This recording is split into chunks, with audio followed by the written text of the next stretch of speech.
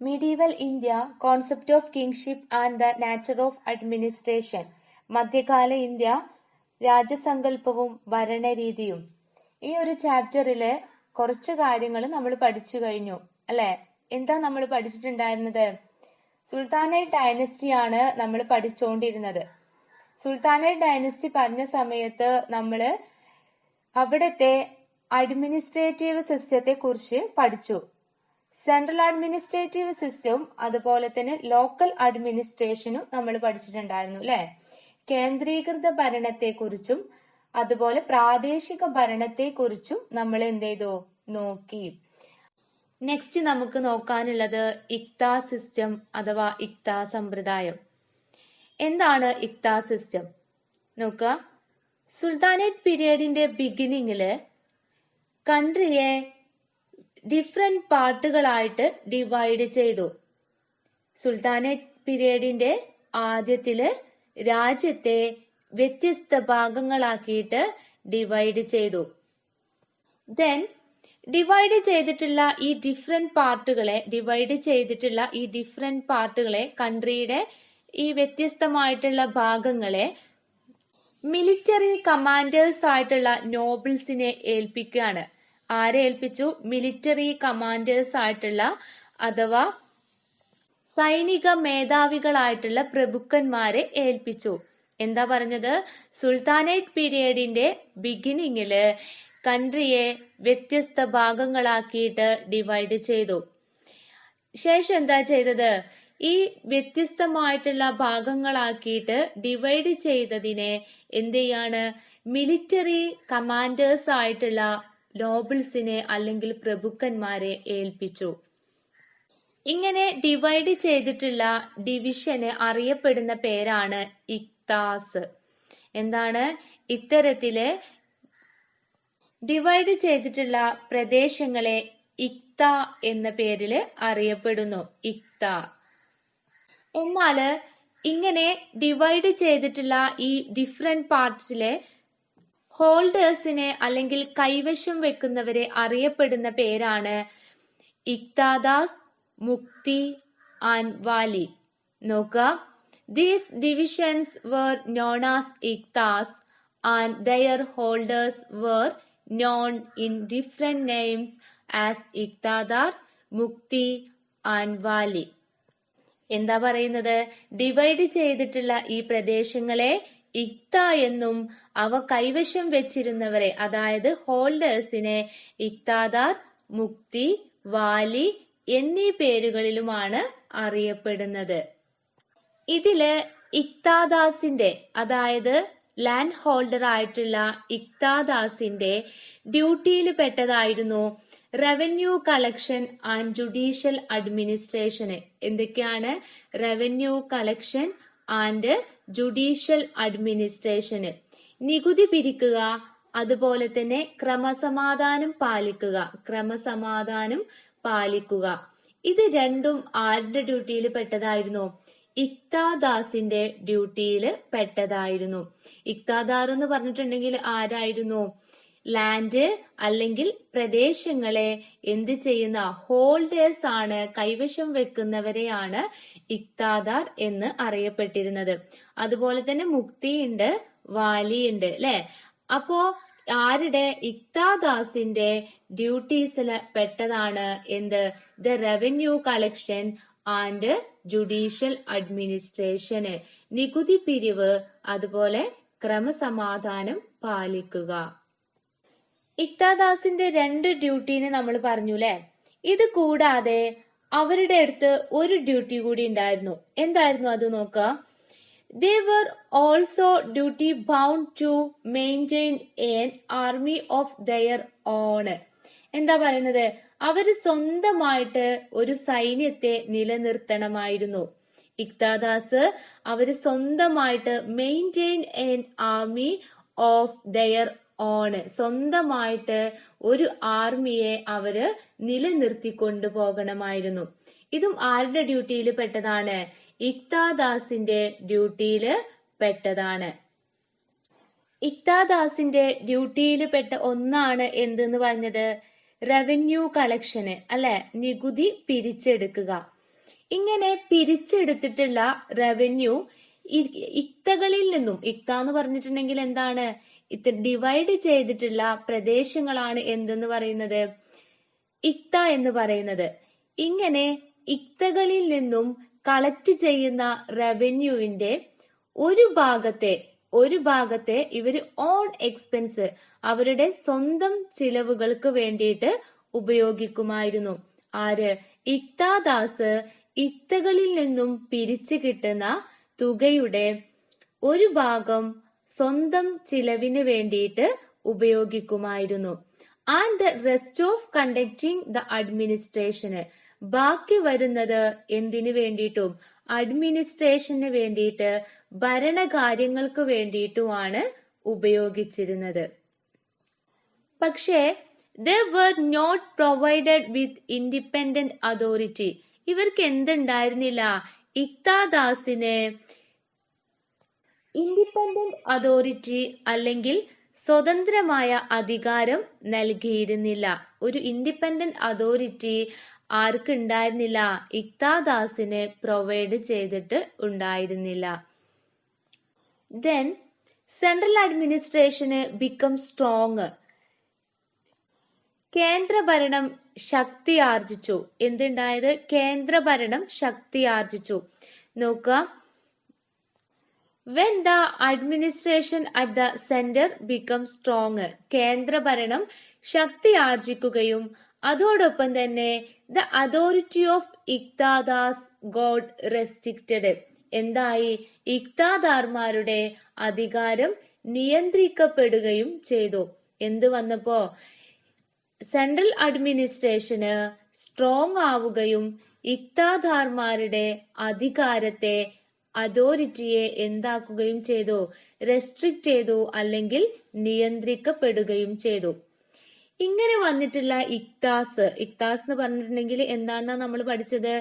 Divide ചെയ്തിട്ടുള്ള രാജ്യത്തെ അല്ലെങ്കിൽ കൺട്രിയെ ഡിവൈഡ് ചെയ്തിട്ടുള്ള ഡിഫറെന്റ് പാർട്ടുകളാണ് ഇക്താസ്. ഓക്കെ അല്ലേ?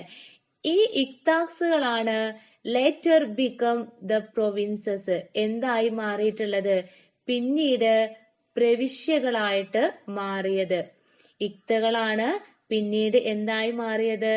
പ്രൊവിൻസസ് അല്ലെങ്കിൽ പ്രവിശ്യകളായിട്ട് മാറിയത്. മാർക്കറ്റ് റിഫോം അഥവാ കമ്പോള പരിഷ്കരണം എന്താണെന്ന് നോക്കാം.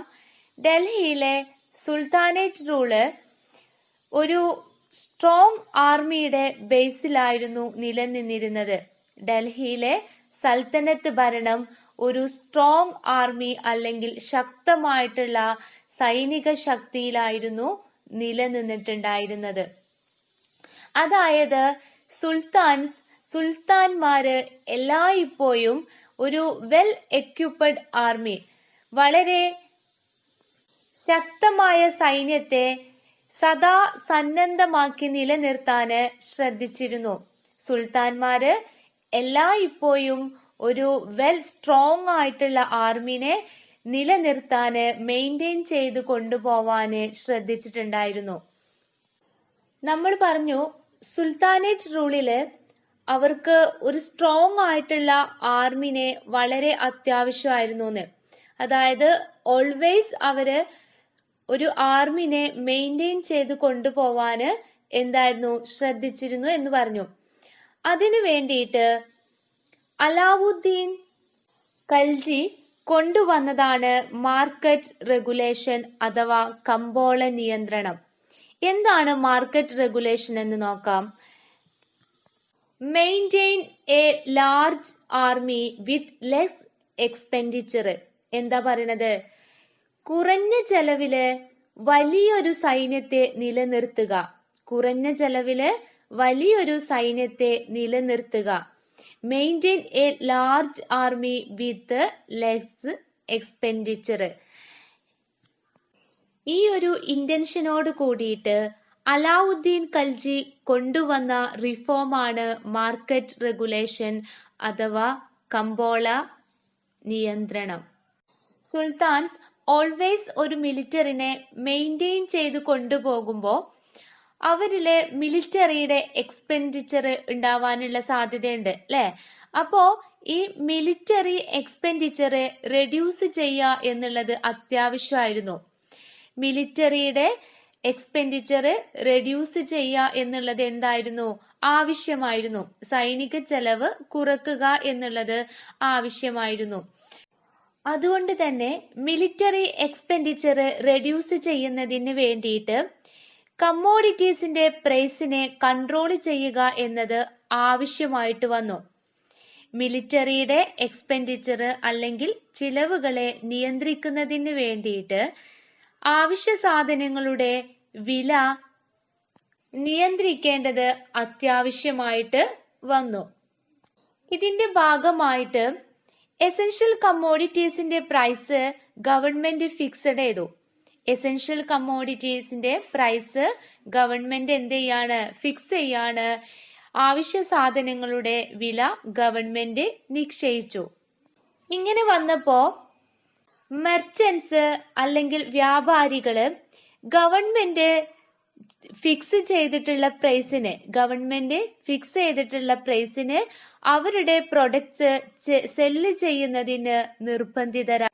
ഗവൺമെന്റ് എസൻഷ്യൽ കമ്മോഡിറ്റീസിന് ആവശ്യ സാധനങ്ങൾക്ക് ഫിക്സഡ് പ്രൈസ് നിശ്ചയിച്ചു. ഒരു നിശ്ചിതമായിട്ടുള്ള വില സർക്കാർ നിശ്ചയിച്ചു. ഇങ്ങനെ വന്നപ്പോ മെർച്ചന്റ്സ് ഈ ഒരു ഫിക്സഡ് പ്രൈസിന് സാധനങ്ങള് അല്ലെങ്കിൽ പ്രൊഡക്ട്സുകള് വിൽക്കാന് നിർബന്ധിതരായി. അതോടൊപ്പം തന്നെ ബ്ലാക്ക് മാർക്കറ്റേഴ്സിനും ഹോർഡേഴ്സിനും സ്ട്രിക്ട്ലി പണിഷ്ഡ്, കരിഞ്ചന്ത, പൂഴ്ത്തിവയ്പ് എന്നിവ നടത്തുന്നവർക്ക് കഠിനമായ രീതിയിൽ തന്നെ എന്ത് ചെയ്തു? പണിഷ്മെന്റ് കൊടുത്തു അല്ലെങ്കിൽ ശിക്ഷ നൽകി. And weight and measures were unified. അളവുകളും തൂക്കങ്ങളും ഏകീകരിച്ചു. അതോടൊപ്പം തന്നെ ഗവൺമെന്റ് ഗ്രാനറീസ് എസ്റ്റാബ്ലിഷ് ചെയ്തു. എന്നിട്ട് ഈ ഗ്രാനറികളില് അല്ലെങ്കിൽ ധാന്യപ്പുരയില് പീസൻസിൽ നിന്നും ഗ്രെയിൻസ് വാങ്ങിച്ചിട്ട് ഈ ഗ്രാനറികളിൽ സ്റ്റോർ ചെയ്തു വെച്ചു. ഗവൺമെന്റ് ഗ്രാനറീസ് എസ്റ്റാബ്ലിഷ് ചെയ്തു. എന്നിട്ട് പീസൻസിൽ നിന്നും അല്ലെങ്കിൽ കർഷകരിൽ നിന്നും ഗ്രെയിൻസ്, ധാന്യങ്ങള് വാങ്ങിക്കുകയും ഗ്രാനറികളിൽ സ്റ്റോർ ചെയ്തു വെക്കുകയും ചെയ്തു. ഇങ്ങനെ ഗ്രാനറികളിൽ സ്റ്റോർ ചെയ്ത് വെച്ചിട്ടുള്ള ഗ്രെയിൻസ് ടൈംസ് ഓഫ് ഫെമിൻസ്, ക്ഷാമകാലങ്ങളില് മിതമായ വിലക്ക് മോഡറേറ്റ് പ്രൈസിന് ഡിസ്ട്രിബ്യൂട്ട് ചെയ്തു. ഗ്രാനറികളില് സ്റ്റോർ ചെയ്ത് വെച്ചിട്ടുള്ള ഗ്രെയിൻസുകള് അല്ലെങ്കിൽ ധാന്യങ്ങള് ക്ഷാമകാലങ്ങളില് മോഡറേറ്റ് പ്രൈസിന് ഡിസ്ട്രിബ്യൂട്ട് ചെയ്തു. അതോടൊപ്പം മാർക്കറ്റ് റെഗുലേഷൻ അല്ലെങ്കിൽ കമ്പോള നിയമങ്ങള് സ്ട്രിക്റ്റ് ആയ രീതിയിൽ ഇംപ്ലിമെന്റ് ചെയ്യുന്നതിന് ഓഫീസേഴ്സിനെ അപ്പോയിന്റ് ചെയ്തു. മാർക്കറ്റ് റെഗുലേഷന് സ്ട്രിക്റ്റ് ആയ രീതിയിൽ ഇംപ്ലിമെന്റേഷൻ നടത്തുന്നതിന് ഓഫീസേഴ്സിനെ നിയമിച്ചു. ഇത്തരത്തില് മാർക്കറ്റ് റിഫോംസ് കണ്ടെയ്ൻ ചെയ്തപ്പോ കമ്പോള പരിഷ്കരണം നടപ്പിലാക്കിയതോട് കൂടിയിട്ട് സോൾജേഴ്സിന് മോഡറേറ്റ് പ്രൈസില് സാധനങ്ങള് പർച്ചേസ് ചെയ്യാൻ സാധിച്ചു. സൈനികർക്ക് കുറഞ്ഞ വിലക്ക് സാധനങ്ങള് പർച്ചേസ് ചെയ്യാന് അല്ലെങ്കിൽ വാങ്ങിക്കാന് സാധിച്ചു. അതുകൊണ്ട് സോൾജേഴ്സിന് ഹൈ സാലറി കൊടുക്കേണ്ട ആവശ്യം ഉണ്ടായില്ല. സോൾജേഴ്സിന് ഉയർന്ന ശമ്പളം നൽകേണ്ടതായിട്ട് വന്നില്ല. ഇത്തരത്തിലുള്ള ആക്ടിവിറ്റിയിലൂടെയൊക്കെ തന്നെ സുൽത്താൻസ് മിലിറ്ററി എക്സ്പെൻഡിച്ചർ കുറയ്ക്കുകയും ആർമിയുടെ സ്ട്രെങ്ത് കൂട്ടുകയും ചെയ്തു. ഇത്തരത്തില് മാർക്കറ്റ് റിഫോംസിലൂടെ സുൽത്താൻ മിലിറ്ററി എക്സ്പെൻഡിച്ചർ അല്ലെങ്കിൽ സൈനിക ചിലവ് കുറയ്ക്കുകയും ആർമിയുടെ സ്ട്രെങ്തിനെ, സൈനികരുടെ എണ്ണത്തെ വർദ്ധിപ്പിക്കുകയും ചെയ്തു.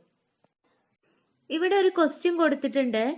Examine the Rolls of the market reforms in strengthening the military power during the Sultanate period. സൽത്തനത്ത് ഭരണത്തിന്റെ സൈനിക ശക്തി വർദ്ധിപ്പിക്കുന്നതിൽ കമ്പോള പരിഷ്കരണം വഹിച്ച പങ്ക് പരിശോധിക്കുക. ഈ ക്വസ്റ്റ്യന്റെ ആൻസർ ആണ് മാർക്കറ്റ് റിഫോംസ് എന്ന ഭാഗത്ത് നമ്മൾ എന്ത് ചെയ്തിട്ടുള്ളത്, പഠിച്ചിട്ടുള്ളത്. മാർക്കറ്റ് റിഫോംസ് അഥവാ കമ്പോള പരിഷ്കരണം ഷോർട്ടായിട്ട് നോക്കാം. ഡൽഹിയിലെ സുൽത്താനേറ്റ് റൂള് ആർമീനെ ബേസ് ചെയ്തിട്ടായിരുന്നു ഉണ്ടായിരുന്നത്. അതായത് എല്ലായ്പ്പോഴും ഒരു സ്ട്രോങ് ആർമീനെ മെയിൻറ്റെയിൻ ചെയ്തു കൊണ്ടുപോകുന്നതില് സുൽത്താൻ എന്ത് ചെയ്തു, ശ്രദ്ധിച്ചിട്ടുണ്ടായിരുന്നു. ഇതിനു വേണ്ടിയിട്ട് അലാവുദ്ദീൻ ഖൽജി കൊണ്ടുവന്നതാണ് മാർക്കറ്റ് റെഗുലേഷൻ അഥവാ കമ്പോള നിയന്ത്രണം. മാർക്കറ്റ് റെഗുലേഷൻ അല്ലെങ്കിൽ കമ്പോള നിയന്ത്രണം എന്താണെന്ന് നോക്കുക. A large army with less expenditure, കുറഞ്ഞ ചെലവില് കൂടുതൽ സൈന്യത്തെ നിലനിർത്തുക എന്ന എയിമോട് കൂടിയിട്ട് അലാവുദ്ദീൻ ഖൽജി കൊണ്ടുവന്നതാണ് മാർക്കറ്റ് റെഗുലേഷൻ അല്ലെങ്കിൽ കമ്പോള നിയന്ത്രണം. മിലിറ്ററി എക്സ്പെൻഡിച്ചർ റെഡ്യൂസ് ചെയ്യുന്നതിന് വേണ്ടിയിട്ട് എസൻഷ്യൽ കമ്മോഡിറ്റിയുടെ പ്രൈസിനെ കൺട്രോൾ ചെയ്യുന്നത് ആവശ്യമായിട്ട് വന്നു. അതോടുകൂടിയിട്ട് ഗവൺമെന്റ് എസൻഷ്യൽ കമ്മോഡിറ്റീസിന് ഫിക്സഡ് പ്രൈസ് നിശ്ചയിച്ചു. ഇങ്ങനെ വന്നപ്പോ ഈ ഗവൺമെന്റ് നിശ്ചയിച്ച ഫിക്സഡ് പ്രൈസിന് പ്രൊഡക്ട്സുകള് സെല്ല് ചെയ്യാന് മെർച്ചന്റ്സ് അല്ലെങ്കിൽ വ്യാപാരികള് നിർബന്ധിതരായി. അതോടൊപ്പം ബ്ലാക്ക് മാർക്കറ്റേഴ്സ് ആൻഡ് ഹോർഡേഴ്സ്, പൂഴ്ത്തിവെപ്പ് കരിഞ്ചന്ത നടത്തുന്നവരെയും പണിഷ്മെന്റ് ചെയ്തു.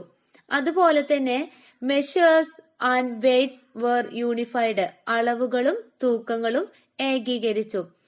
ഗവൺമെന്റ് ഗ്രാനറീസ് എസ്റ്റാബ്ലിഷ് ചെയ്യുകയും ഗ്രാനറികളില് ഗ്രെയിൻസ് അല്ലെങ്കിൽ ധാന്യങ്ങള് സ്റ്റോർ ചെയ്ത് വെക്കുകയും ചെയ്തു. ഇങ്ങനെ സ്റ്റോർ ചെയ്ത് വെച്ചിട്ടുള്ള കോൺസ് അല്ലെങ്കിൽ ധാന്യങ്ങളെ ഫെമിൻ അല്ലെങ്കിൽ ടൈം ഓഫ് ഫെമിൻസ്, ക്ഷാമ സമയത്ത് എന്ത് ചെയ്തു, മോഡറേറ്റ് പ്രൈസില് കോൺട്രിബ്യൂട്ട് ചെയ്തു. മാർക്കറ്റ് റെഗുലേഷൻ കമ്പോള നിയമങ്ങളെ സ്ട്രിക്റ്റ് ആയിട്ട് ഇംപ്ലിമെന്റ് ചെയ്യുന്നതിന് വേണ്ടിയിട്ട് ഓഫീസേഴ്സിനെ അപ്പോയിന്റ് ചെയ്തു.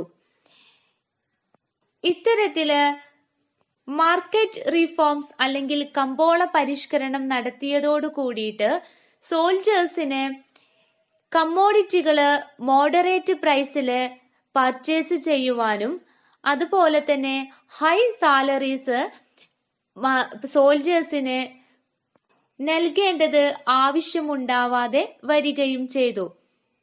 ഇത്തരത്തിലുള്ള ആക്ടിവിറ്റീസിലൂടെ സുൽത്താൻമാര് മിലിറ്ററി എക്സ്പെൻഡിച്ചർ അല്ലെങ്കിൽ സൈനിക ചിലവിനെ കുറക്കുകയും സ്ട്രെങ്ത് ഓഫ് ദി ആർമിയുടെ അല്ലെങ്കിൽ സൈനികരുടെ എണ്ണത്തെ വർദ്ധിപ്പിക്കുകയും ചെയ്തു.